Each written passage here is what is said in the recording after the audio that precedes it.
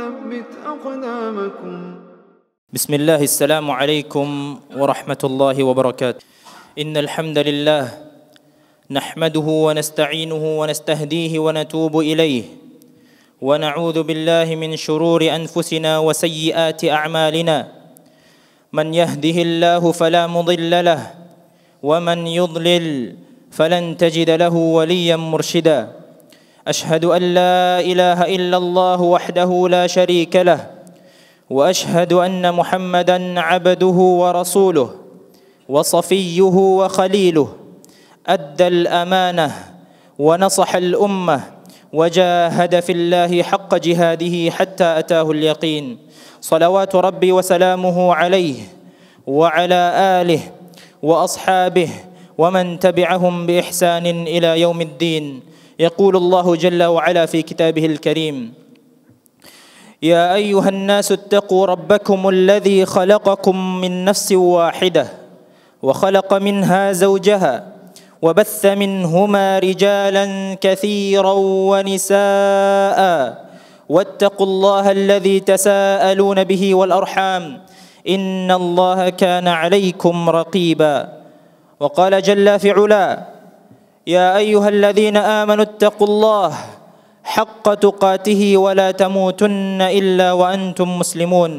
وقال جل جلاله: يا أيها الذين آمنوا اتقوا الله وقولوا قولا سديدا يصلح لكم أعمالكم ويغفر لكم ذنوبكم ومن يطع الله ورسوله فقد فاز فوزا عظيما. أما بعد، فإن أحسن الكلام كلام الله وخير الهدى هدى محمد بن عبد الله عليه الصلاة والسلام وشر الأمور محدثاتها فإن كل محدثة في دين الله بدعة وكل بدعة ضلالة وكل ضلالة في النار. أما بعد، فيا إخوة الكرام أعزكم الله جميعا. Pertama-tama, marilah kita tingkatkan derajat ketakwaan kita kepada Allah Subhanahu wa taala. Kemudian kita panjatkan puja dan puji syukur kita kepada Allah Subhanahu wa taala yang telah melimpahkan rahmatnya kepada kita sehingga kita dapat berkumpul untuk melaksanakan salah satu ibadah yang agung, yaitu salat Jumat berjamaah. Kemudian salawat beserta salam selalu tercurahkan kepada Nabi kita Muhammad sallallahu alaihi wasallam, kepada keluarga beliau, sahabat-sahabat beliau serta para pengikut beliau hingga akhir zaman kelak.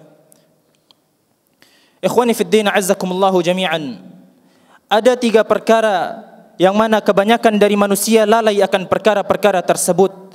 Yang pertama, ya ikhwatal kiram a'azzakumullahu jami'an, adalah al-istighfar. Memohon ampun kepada Allah Subhanahu wa taala. Istighfar adalah salah satu ibadah di antara ibadah-ibadah yang paling dicintai Allah Subhanahu wa taala. Allah Subhanahu wa taala berfirman tentang keutamaan dan ganjaran bagi orang-orang yang beristighfar kepada Allah Subhanahu wa taala. Allah Subhanahu wa taala berfirman, "Faqultu astaghfiru rabbakum innahu kana ghaffara." Maka aku katakan, beristighfarlah kalian kepada Rabb kalian, sesungguhnya dialah yang Maha Pengampun, dialah yang Maha Pemaaf. Yursilis samaa 'alaikum midrara. Maka niscaya Allah Subhanahu wa taala akan menurunkan kepada kalian dari langit hujan yang lebat. Wa yumdidukum bi amwali wa banin. Dan niscaya Allah Subhanahu wa taala akan memanjangkan umur kalian dengan memberikan kepada kalian harta yang berlimpah dan anak-anak yang banyak. Wa yaj'al lakum jannat. Dan Allah Subhanahu wa taala akan menjadikan bagi kalian kebun-kebun yang berlimpah hasil panennya. Wa yaj'al lakum anhara. Dan niscaya Allah Subhanahu wa taala akan berikan kepada kalian sungai-sungai yang mengalir. Dari ayat-ayat tersebut, ya ikhwatul kiram azzakumullah, kita ketahui bahwasannya ganjaran daripada kita beristighfar kepada Allah luar biasa.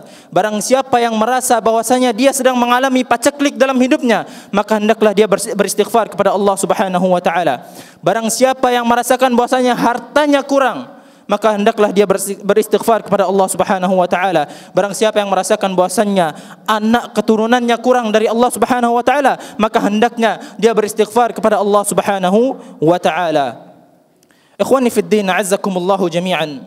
Istighfar adalah salah satu di antara dua sebab kita dihalangi oleh azab Allah Subhanahu wa taala. Kita dihalangi dari ditimpakan dengan azab Allah Subhanahu wa taala. Allah Subhanahu wa taala berfirman menjelaskan dua sebab yang menjadi penghalang antara kita dengan azab Allah Subhanahu wa taala. Allah Subhanahu wa taala berfirman, "Ma kana Allahu liyu'adzibahum wa anta fihim." Tidaklah Allah Subhanahu wa taala akan menumpahkan azabnya kepada mereka sedangkan Rasulullah sallallahu alaihi wasallam ada di tengah-tengah mereka. Ini adalah sebab yang pertama yang menjadi penghalang antara kita dengan azab Allah Subhanahu wa taala, yaitu adanya Rasulullah sallallahu alaihi wasallam. Kemudian Allah Subhanahu wa taala berfirman menjelaskan sebab kedua yang menjadi penghalang antara kita dengan azab Allah Subhanahu wa taala. Beliau berfirman, "Wa ma kana Allahu mu'adzibahum wa hum yastaghfirun." Dan tidaklah Allah Subhanahu wa taala akan menurunkan azabnya kepada suatu kaum sedangkan mereka senantiasa beristighfar kepada Allah Subhanahu wa taala. Umar bin Al-Khattab radhiyallahu anhu mengatakan, "Kana lana amanani min adzabillah." Bahwasanya dahulu kita memiliki dua keamanan yang menghalangi kita daripada azab Allah Subhanahu wa taala. Dhahaba ahaduhuma bimauti Rasulillah sallallahu alaihi wasallam. Telah hilang salah satu dari kedua sebab tersebut dengan meninggalnya Rasulullah sallallahu alaihi wasallam. Fabaqiya al-akhir, maka tersisa sebab yang lain menjadi keamanan kita daripada azab Allah Subhanahu wa taala, wa huwa al-istighfar, dan dialah istighfar kepada Allah Subhanahu wa taala. Fa in dhahab, kalau istighfar itu pergi, baik tidak ada yang mau beristighfar kepada Allah Subhanahu wa taala, halakna, maka kami akan binasa, kata Umar radhiyallahu anhu. Rasulullah sallallahu alaihi wasallam bersabda, "Wallahi, demi Allah, inni la astaghfirullah wa atubu ilaih." Sesungguhnya aku senantiasa beristighfar dan memohon ampun kepada Allah dan juga bertaubat kepadanya. Fil yaumi, dalam sehari, akthar min 70 marrah. Dalam sehari lebih banyak daripada 70 kali Rasulullah sallallahu alaihi wasallam memohon ampun kepada Allah Subhanahu wa taala. Lihat bagaimana uswatun hasanah, suri tauladan yang baik daripada Nabi kita Muhammad sallallahu alaihi wasallam. Padahal Allah Subhanahu wa taala berfirman, "Liyaghfira lakallahu ma taqaddama min dhanbika wa ma ta'akhkhar." Yang mana Nabi kita Muhammad sallallahu alaihi wasallam telah diampuni dosanya yang telah lalu maupun yang akan datang. Bersamaan dengan itu Rasulullah sallallahu alaihi wasallam selalu beristighfar kepada Allah Subhanahu wa taala dan bertaubat kepadanya dalam sehari lebih dari 70 kali. Dan dalam riwayat lain menjelaskan bahwasanya beliau sallallahu alaihi wasallam beristighfar dan bertaubat dalam sehari 100 kali. Lihat bagaimana contoh yang mulia daripada Nabi kita Muhammad sallallahu alaihi wasallam. Kemudian ya ikhwatal kiram azzakumullah, perkara yang kedua yang banyak dari kita, banyak dari manusia lalai dan luput darinya adalah bersyukur kepada Allah Subhanahu wa taala. Allah Subhanahu wa taala berfirman, "Wa in ta'uddu ni'matallahi la tuhsuha." Dan jikalau kalian menghitung nikmat Allah Subhanahu wa taala, maka niscaya kalian tidak akan dapat menghitungnya. Bahkan nikmat yang ada pada diri kita masing-masing saja tidak akan kita mampu menghitung nikmat Allah Subhanahu wa taala. Kita bisa berjalan, bisa bernafas, bisa mendengar, bisa melihat dan lain-lain daripada nikmat Allah Subhanahu wa taala. Wallahi tidak akan kita bisa menghitung nikmat Allah Subhanahu wa taala. Maka Allah Subhanahu wa taala mengatakan, "La in syakartum la azidannakum." Dan jikalau kalian bersyukur akan nikmat yang aku berikan kepada kalian, la azidannakum, maka aku akan tambah nikmat tersebut. Oleh karenanya para ulama mengatakan an-ni'mah, bahwasanya nikmat idza syukirat qarrat wa idza kufirat farrat. Bahwasanya nikmat jikalau disyukuri dia akan menetap dan bertambah, ditambah oleh Allah Subhanahu wa taala. Dan akan tetapi jikalau dikufuri nikmat tersebut, maka nikmat tersebut akan hilang dari kita. Kemudian Allah Subhanahu wa taala berfirman dalam ayat yang lain, Allah Subhanahu wa taala berfirman, "Wa qalilum min ibadiyas syakur." Dan sedikit dari hamba-hambaku yang pandai bersyukur kepada Allah Subhanahu wa taala. Semoga Allah Subhanahu wa taala menjadikan kita termasuk daripada hamba-hamba yang sedikit tersebut yang pandai bersyukur kepada Allah Subhanahu wa taala.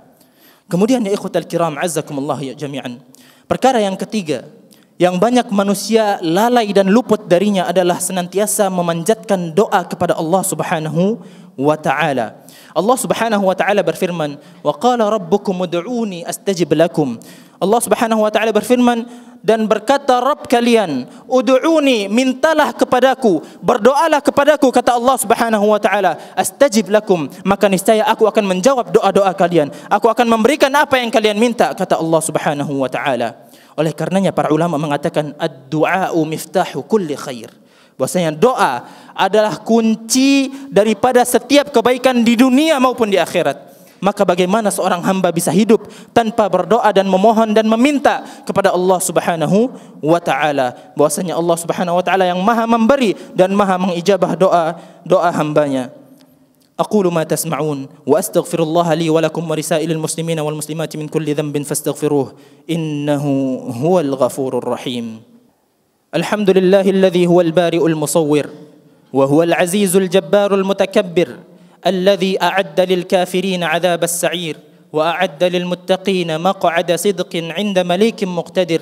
وعلى الرسول الصلاة والسلام الذي يهدي إلى البر والخير وليس هو الكذاب الأشر، وعلى آله وأصحابه ومن تبعهم بالبر والخير إلى اليوم الذي يقول الكافرون هذا يوم عسر. أما بعد، إخواني في الدين عزكم الله جميعا، marilah kita tingkatkan sekali lagi derajat ketakwaan kita kepada Allah Subhanahu wa taala. Terlebih dalam bulan yang mulia ini, yaitu bulan Muharram. Bulan di antara 4 bulan yang Allah Subhanahu wa taala haramkan, yang mana Nabi kita Muhammad sallallahu alaihi wasallam bersabda, afdhalus siyami ba'da Ramadan syahrullahil Muharram. Puasa yang paling afdal, yang paling utama, yang paling utama setelah bulan suci Ramadan adalah bulan Muharram, yaitu bulan Muharram. Ikhwani fid din azzakumullahu jami'an, dalam sebuah riwayat diceritakan qadima Rasulullah sallallahu alaihi wasallam al-Madinah, bahwasanya Rasulullah sallallahu alaihi wasallam datang ke kota Madinah. Fawajada al-yahuda yasumuna yauma Ashura, maka Rasulullah mendapati bahwasanya kaum Yahudi berpuasa pada saat hari Ashura, yaitu hari ke-10 pada saat bulan Muharram. Fasu'ilu an dzalik, maka mereka ditanya oleh Rasulullah sallallahu alaihi wasallam akan hal tersebut. Mereka pun menjawab, kaum Yahudi tersebut menjawab, Hadha al-yawm alladhi adhhara Allah fihi Musa wa bani Israil ala Fir'aun. Inilah hari di mana Allah Subhanahu wa taala menolong Musa alaihi salam dan juga Bani Israel terhadap bala tentara Fir'aun. Kemudian Rasulullah sallallahu alaihi wasallam mengatakan, nahnu aula bi Musa minkum.